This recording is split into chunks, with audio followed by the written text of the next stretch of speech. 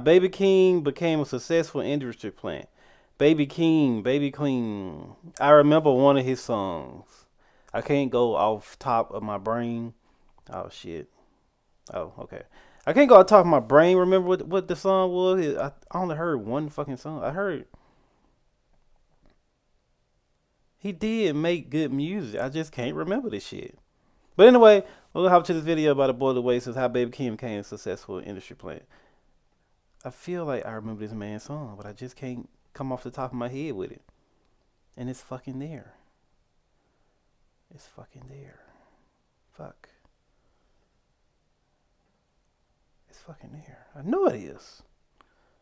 If it felt like Baby Keem exploded out of nowhere to you, then that's because he kinda did. While he was still in his teens, the Las Vegas-born artist was put on the fast track to success, getting major cosigns and the opportunity to work with legends. As a result, people started to wonder if he's an industry plant. Although he's obviously talented, many claim his early shine was solely due to being the cousin of what many believe to be the best rapper alive, Kendrick Lamar. As a result, his critics think he was manufactured. He put his cousin on so he industry plant. It's crazy. But he did make great music, so why does it matter? He made, I thought, didn't he come out with this nigga made Orange Soda, I think, or some shit. Is that it? I'm not looking, just in case you niggas. I'm not looking on my phone. That's Twitter, just in case you niggas think I'm looking. But it's some shit like that. I didn't know did he still make music? And this skepticism over if he's above board still leaves some fans with a bad taste in their mouth about Keem. My name is Luesta, and today we're looking at how Baby Keem became the most successful industry plant in the game. Starting with his origin story, which, ever since he popped out, didn't really add up. Raised in Vegas, Hakeem Carter was raised exclusively by his mom and grandma. And once his mom hit hard times and had issues with substances, he basically moved in full time with his grandparent. But rather than being a time of hardship for Keem, he seems to have had a fairly normal suburban childhood. He even had his own YouTube channel dedicated to Minecraft, which basically led him to becoming a bit of an icon in that space. Yo, what is up guys, it's Hikeezy HD, and basically what I'm gonna— How the fuck do people be finding this shit? How the fuck do they be knowing? They must have they gotta talk to somebody, a friend or something. How the fuck you just find this shit? That is crazy. How do you know that's him? I would never put two and two together. If he would have said nothing, I was like, who the fuck is this talking? These niggas be the FBI. Y'all niggas be FBI agents. What I'm gonna be doing is a new series on my channel, which is the survival games. Pretty much what you do is just— I played Minecraft probably once or twice. There's like multiple phases, as you will see. Throughout his youth, Baby Keem never excelled academically. Instead, his focus was on making music and realizing what he could achieve with the little equipment he had. In an early interview, he told Crack Magazine that "Grandma definitely influenced me to be creative. Her whole thing was me being successful at something. I never felt like family was holding me back." That's what's up. However, as we would come to realize, this would be a major understatement. And if anything, his family has helped him way more than it ever hindered. Early in his career, Hakeem released music under his real name, generating little to no buzz in the process. But when he became Baby Keem, the stars began to align in his favor. Despite how little chatter there was around him, his first mixtape— I ain't gonna lie, when you first start off doing something, if you blow up, like they say, that's, 0 point, that's a 1 out of a million. Cause when you really have to grind, like this YouTube shit, I ain't gonna lie, sometimes I be gonna quit. I say this damn near, I say at least once a week. I be like, bro, this shit is fucking hard. When you first start off this shit, I knew it was gonna be hard, but I always say people, you don't do nothing but react. You don't do the react, bro. You fucking try this shit. You fucking try this shit. You see how this shit is. This shit is not easy. This shit is not easy because you still have life outside of this shit. You still have shit going on. Like, I think the whole December and January, I probably missed 3 days. Like, I uploaded every fucking day. But for him, I'm glad he kept going. I'm glad he kept going doing what the fuck he wanted to do. Because you will get blinded from all the not getting the attention and shit. So, big ups to him. I still won't know what the fuck he doing right now. Under his new alias, Hearts and Darts, was released through The Orchard and Sony Music. Sony, of course, being a major label, and The Orchard serving as a distributor to major stars like Georgia Smith, T-Pain, BTS, and even 21 Savage. Sure, many underground artists get scouted by majors all the time, but this is particularly bizarre when you take into consideration that his early music wasn't received well at first. And rather than being treated as though it was the misunderstood work of a genius in the early stages of his career, fans still think it sucks to this day, with users commenting things like, "Struggled to stay awake during this one. Early Baby Keem was not good at all." Some of these are absolutely atrocious. Without a doubt, Baby Keem has improved a lot. That's what you need sometimes. To the point that he is now an acclaimed artist with a passionate fan base of his own. However, what's still up for debate is if all these changes were self-directed, or if a famous relative was orchestrating everything behind the scenes. Why does it matter? Everyone pretty much knows that Kendrick and Baby Keem are cousins. But this wasn't always the case. In fact, when Keem was actually on the come up, there was a conspiracy to keep this covered up at all costs. Back in the day, when Keem was asked why he uprooted from Vegas to move to LA, he said the reasons were because Vegas is boring, dry, and small, and that everybody knows everybody. Notice how he didn't mention anything about moving to be in the orbit of his famous relative or his record label? It's pretty sus, being that his first ever public interview with Complex, that dates back to 2018, described him as the mysterious artist who has credits on multiple TDE projects, and Keem basically making it out to be like he just took a swing one day. "I sent a pack of beats to the TDE email, and it just so happened that I ended up on the soundtrack. God's a blessing." That's all the details. So they just mad he not acknowledging that Kendrick Lamar his cousin when they know he's cousin. Why the fuck does it matter? Why the fuck does it matter? Maybe he didn't want to fucking say it. I guess I don't fucking know, but maybe he didn't want to fucking say it. Why does it matter? He got good music. Why does it matter?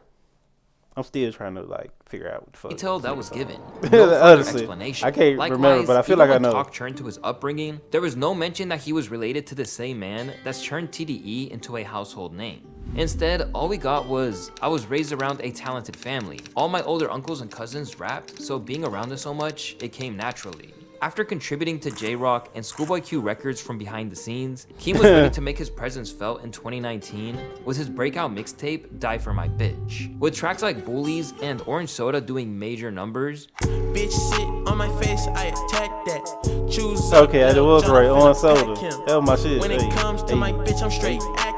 It seems like he'd exploded into the world's view as a ready-made star, but the internet is undefeated, and after a little digging, alarm bells started to ring on various forums, where he started getting hit with one of the most damning accusations you can get in hip-hop. Recent evidence and articles have been released proving the fact that Baby Keem could possibly and most likely be an industry plant. With only 23 people viewing, Drake tuned in to one of Keem's Instagram lives. Celebrities and influencers such as Kendall and Tyler the Creator have been pushing his music. With a low fan base and all of a sudden Keem blows up. How is this possible? A picture of Keem and Jay-Z was posted to Baby Keem's Instagram page. How does Keem have these connections already, being as underground as— That is crazy. But it doesn't matter.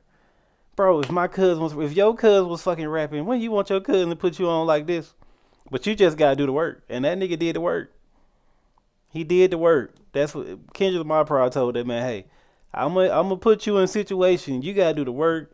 We're gonna put you in classes. You do the talking. You know, you gotta do this shit on your own." I wouldn't be mad at that. He did on his own. I ain't gonna say he did on his own, but he did with a little help. So fucking what? he is. A while ago, Kendrick Lamar's sister tweeted a happy birthday tweet to Keem and referred to him as her cousin. This therefore proves that Keem is in fact Kendrick Lamar's cousin and has ties with people in the industry. As whispers turned to louder chatter about his family ties, an interview with Crack Magazine took place in 2020, where the interviewer discussed the situation, or at least tried to. Keem has neither confirmed nor denied that his cousin is, indeed, one of the greatest rappers of the 21st century. Instead, it's become something of an open secret. When I ask him if Kendrick had a presence in his life at all growing up, it's clear that he liked to move the conversation along. Not really. That all happened a little bit later. I'll get more into that later on though. Somehow, we don't revisit the topic. Although, as a signee of Kendrick and Dave Free's new label and management company, PG Lang, he couldn't deny any connection entirely. They are helping with everything, me as a whole, Baby Keem the artist, Hakeem Carter, everything, every aspect. They're my guys, that's my team, that's my life.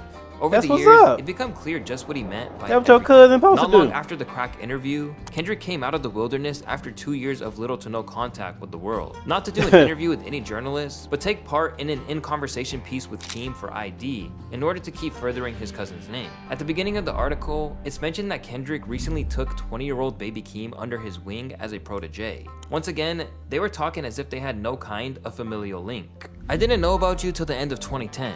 Keem said about Kendrick. I didn't know I wanted to make music till I was 13, but it wasn't, I got it. I just knew I was gonna try it cause everybody else tried it. My whole thing was to wait until my voice got deeper because I was a little kid. When I heard your music then and when I hear it now, I heard an unapologetic young man, K-Dot responded. The hunger of a young man, looking for fun.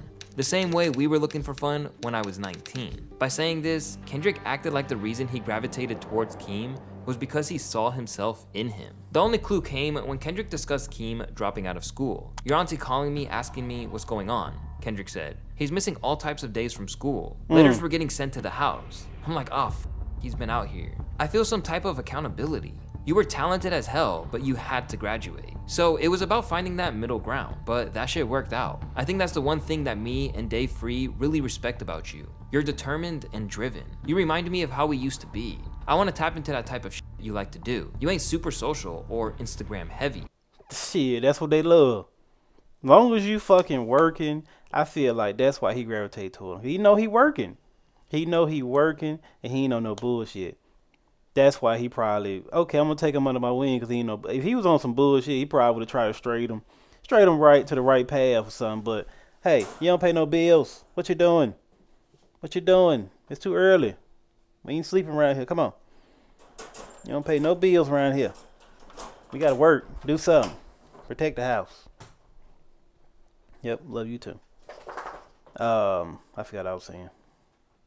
But the main takeaway from this Sit your piece booty. was that Kendrick gassed him up to the max, even He's admitting that supposed he to. gave Sit your Keem the booty. beat for Mosh Pit, Sit your which was booty. originally Thank meant you. to be on Damn. Can you see Kendrick, who takes his art so No, seriously, don't scratch doing me. that for just any I gotta artist? clip your nails. No way. Over time, the internet talk No. just kept getting louder. And because the cat was basically out of the bag, they finally opened up about it on the Sons and Critics freestyle, where Keem finally seemed to acknowledge the bond between himself and Kendrick, rapping, "My cousin elevator in his crib, whoa whoa, my baby picture's probably on his fridge." Whoa. After that, he spoke a little about how everything with K-Dot worked to Nadeska. What is your relationship to them? What is your relationship to Kendrick? I have a partnership with PJ Lang. They handle a lot of aspects creatively and, management wise and things like that for me. He then claimed that he and Kendrick work as a team. We work as a team to contribute to each other's goals and things like that. And then regarding like Kendrick, I don't know, it was funny. Like, people already knew, so it was like, it was just one of those things where it's just like, it is what it is, I can joke about it now. Yeah. Although Like, why do people want him to say it though? I don't get it. Why, if they know, why the fuck they want him to say it? I don't get it. I really don't get it. If y'all put 2 and 2 together, and y'all know what sense? I mean, who wouldn't push their cuz they see and they was trying? At least a nigga trying. At least nigga actually was good. Cause I was like, yeah, on soda. I didn't think he had an album out that's actually pretty fire.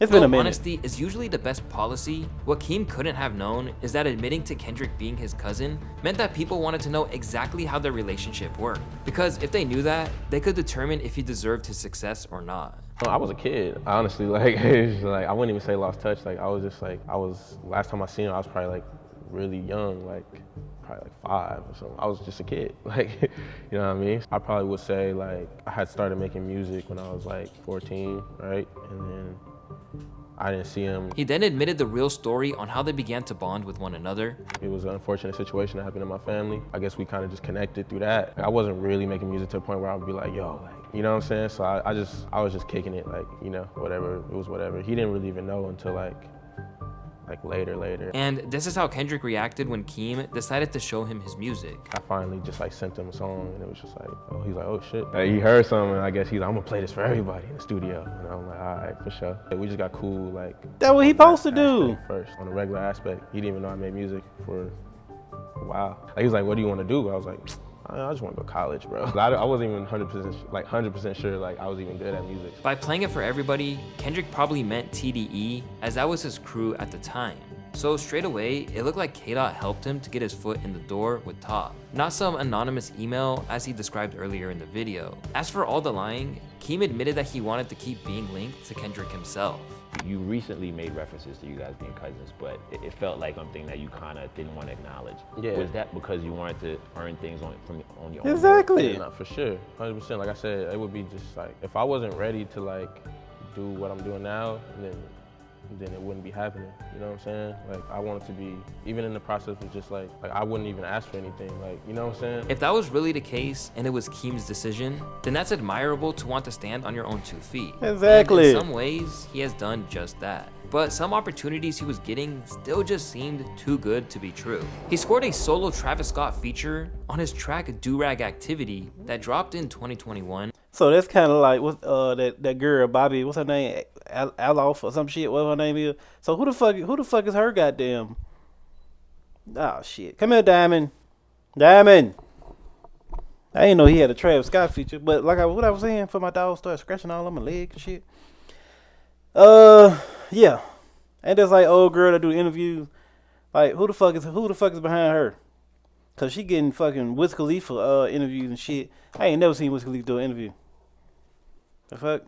Got a spot on Kanye West's Donda album, and was originally supposed to be on Drake's What's Next alongside Playboi Carti 2. At the same time, he endeared himself to the public a little when he bought his grandma a house in the video for First Order of Business. Despite its launch featuring the single Family Ties with K-Dot, and other collaborations with him, Baby Keem's debut album The Melodic Blue not only garnered critical acclaim, but also soared to number 5 on the Billboard charts. But despite all of his claims that he wanted to make his own name, that doesn't necessarily work when Kendrick was repeatedly already working on music. And soon, the world was about to get confirmation that was really the case. In 2022, a leaker basically blew up Keem's entire spot when he posted a series of Kendrick referenced tracks, as well as J-Rock's verse for King's Dead and reportedly Money Trees. It was revealed that Kendrick had been writing for Keem as far back as his Sound of Bad Habit mixtape in 2018. Among the tracks he had a hand in are So What, Bullies, 16, Gang Activities, Stats, Rockstar P, and many more.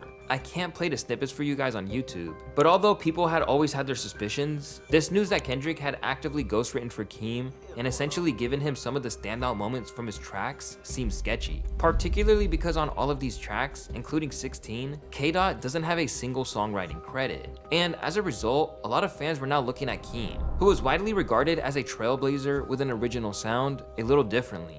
While reference tracks are extremely common in rap, the situation and direct proximity of Keem and Kendrick makes this a little more fishy. Prior to them leaking, I don't think any of us could have thought that Kendrick could have created something like the song 16. It seemed at the time to just be so uniquely Baby Keem. This non-replicable and unique sound is the biggest reason that people gravitated to Keem as an artist. Well, obviously, it's replicable and by Kendrick Lamar. Rather than being upfront about what was going on, Keem and Kendrick deceived the audience. And in hip-hop, being authentic has always been held in high esteem. So with this revelation, Keem's name got further dragged into the mud of the industry plant allegations. But in a lot of ways, he was lucky, because a lesser artist might have not made it out with a career at all. I'm telling you. Where other artists might issue an apology or aim for some kind of rebuttal to the claim. Man, I'm glad they kept it the way they kept it, because that man worked. I don't care what nobody say. He worked. He wanted to do on his own. People kept, they kept bringing it up. Stop bringing this shit up. Just let the man work. You like his music, like it, you don't. I liked it. I ain't give a fuck who wrote it. That's how I think. Keem just kept moving forward. Exactly. And to be honest, it's probably the best course of action he could have taken. Except for the fact that everything that's happened since has only further cemented the idea that he's K-Dot's sidekick who was handed many of his opportunities. First up, he went on a global trotting tour with K-Dot. With Tana Leon on the journey too, the Big Steppers tour was basically a showcase for PG Lang, but particularly Keem, as every night, Kendrick not only gave Keem the chance to open, but then dedicated part of his set to performing Family Ties and Vent with Keem. During the tour, he kept up his massive PR campaign for his cousin too, tweeting, "Baby Keem, musical genius," in August of 2022. Meanwhile, Keem also received the ultimate industry endorsement when he scored a Grammy alongside K-Dot for Best Rap Performance. But even that moment was overshadowed by Kendrick's presence and how he should be trying to stack up to him. Have you been in touch with Kendrick? Haven't yet. I haven't yet, but I definitely got to shoot him a text after this, for sure. That man got a Grammy. I don't give a damn what you niggas think. What you doing down there? I won't care what you niggas think. I got a Grammy. The race is on. You got to catch up to Kendrick now. Yeah, we got a few more years, if anything. Next up, the first thing we heard I from wouldn't Keem care or what you Kendrick niggas after think. their respective studio albums dropped was a collab cut called The Hillbillies. The song was used as a way to unveil the fact that they would be headlining Camp Flog Gnaw under that name. And taking top billing at a festival wouldn't be possible for Keem yet without K-Dot. But it's fair to say that it's not all negative or to Keem's benefit, as in some ways, the relationship is good for Kendrick too. For a start, it seems like he felt like he had a duty to put him on, and anyone in his family can understand what it's like to want to lend a helping hand. No, on Mr. Morale and the Big Steppers, K-Dot spoke about the sense of accomplishment he got from helping Keem out, spitting, "Watching my cousin struggle with addiction, then watching her firstborn make $1 million." Aside from the satisfaction of helping his own flesh and blood win, there are people who feel that K-Dot gets even more out of their working relationship than that. As where an album like Mr. Morale and the Big Steppers was so deep rooted in heavy topics, K-Dot's work on the melodic blue, as well as tracks like The Hillbillies, gives Kendrick a chance to let loose and enjoy rapping again. Great to see Kendrick just having fun on the song. Keem really seems to bring this side out. So what if Kendrick giving him stuff that Kendrick really feel, but he really can't say because he Kendrick?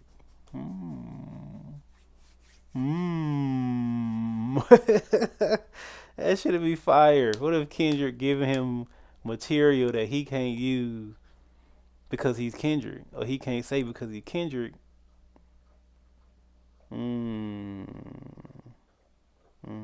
Of him. They need to do a collab album. And as for Keem getting track Anybody will help from put it. Well, K-Dot, not anybody. there are some who will let that niggas don't slide help. because ultimately he's a beat maker first and a lyricist second, just like other famous names who got away with ghostwriting. Baby Keem is a producer first and then a rapper. For example, Dr. Dre and Kanye. But even though working with Keem is an important outlet for Kendrick, there's still people who can't see past their familial relationship and the work he did to secure his cousin's place in the industry. Because of how cemented this is into some people's brains, it seems like maybe partnering up with Kendrick was always going to bring industry plant allegations or claims of nepotism. But they probably didn't expect that doing so. I just did a video would on create that. literal conspiracy theories that Baby Keem is just Kendrick's alter ego rather than an artist I in just his own said right. that. It's important for people to realize that Baby Keem equals unreleased music by Kendrick Exactly. Lamar. That's why the music is so good. We're dealing with the GOAT. Despite He's some people giving him believing that music that's probably unreleased or probably he's not gonna fucking use, and he